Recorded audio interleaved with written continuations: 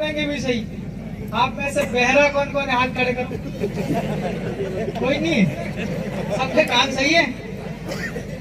ठीक बात।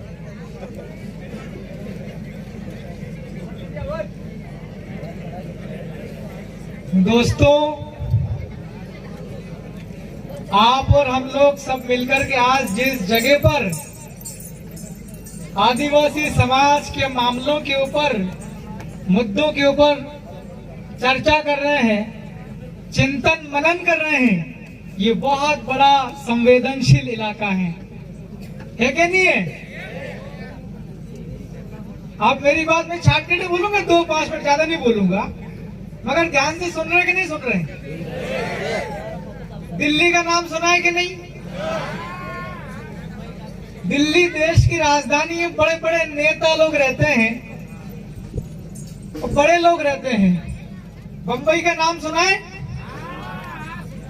बंबई है व्यापार करने वाले लोगों की जगह।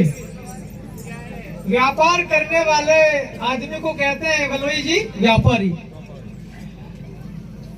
वो व्यापारी किसका? सामान का, अलग अलग टाइप का, कोई मोबाइल है, कपड़ा है, आपका ढोल, कुछ भी सामान हो सकता है। टेंट हाउस का उत्पादन करो। अब मुंबई से दिल्ली का इन्होंने बहुत बड़ा रोड बना दिया, इसको कहते हैं एक्सप्रेस वे। एक्सप्रेस मतलब बहुत बड़े बड़े लोग निकलेंगे, मामूली आदमी निकल नहीं सकता। दिल्ली का व्यापारी अपने सामान को बेचने, मुंबई का व्यापारी अपने सामान को बेचने के लिए दिल्ली ले जाएगा, या दिल्ली में कोई आदमी अपने सामान को बेचने के लिए मुंबई ले जाएगा।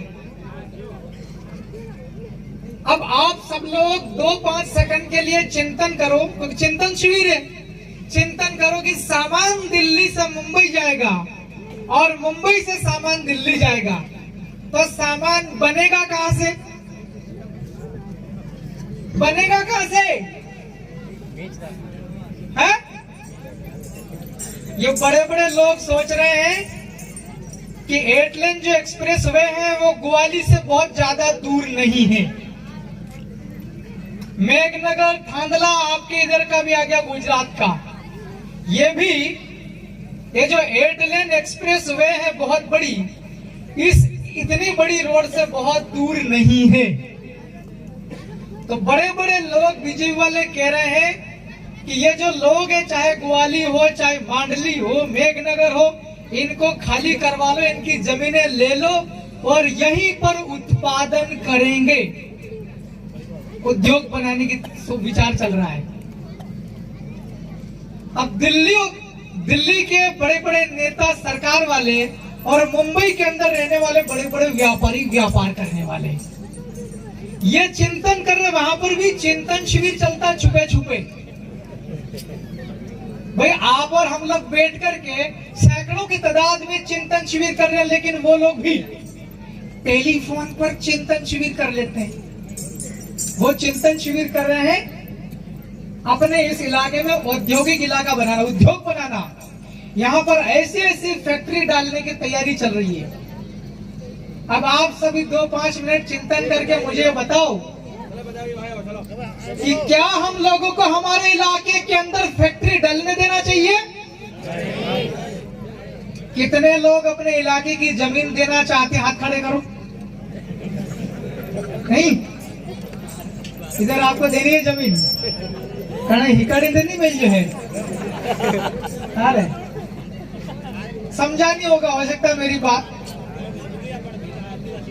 तो भाइयों और बहनों, मैं आपसे इतना कहना चाहता हूं कि आप और हम सब लोग अगर अलर्ट मोड पर नहीं रहे, इसी प्रकार से चिंतन मनन अगर नहीं होता रहा, अगर हम लड़ेंगे नहीं कानून से, हमारे बच्चे, बच्चों के बच्चे, बच्चों के बच्चे पैदा ही नहीं हो पाएंगे, क्योंकि वंश ही खत्म हो जाएगा, हमारी पीढ़ियां ही खत्म हो जाएगी। तो और आगे वाली पीढ़ियां, पीढ़ियों की पीढ़ियां, पीढ़ियों की पीढ़ियां पैदा ही नहीं हो पाएगी। अगर हमारा डीएनए जिंदा रखना हो,